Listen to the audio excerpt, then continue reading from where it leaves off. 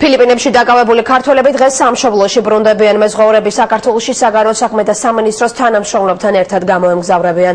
დაკავებულები 15 იანვარს გაათავისუფლეს, თუმცა მათი გამომგზავრება ტექნიკურმა მიზეზებმა შეაფერხა. პანამის დროშის ქვეშ მცურავი გემი ფილიპინებში 15 აგვისტოს დააკავეს. ლაინერზე 13 ქართველი იმყოფებოდა.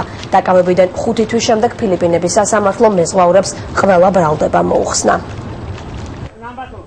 იარაღი გადაჰქონდა იმ კომპანიას.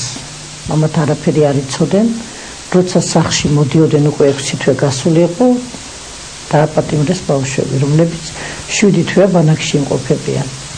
გვეხმარებოდა საქართველოს მთავრობა და ბატონი ლევანი ვარშალონიძე, რომელმაც ძალიან დიდი დახმარება გაგვიწია. უკანონო პატიმრობაში იმყოფებიან 7 თვე.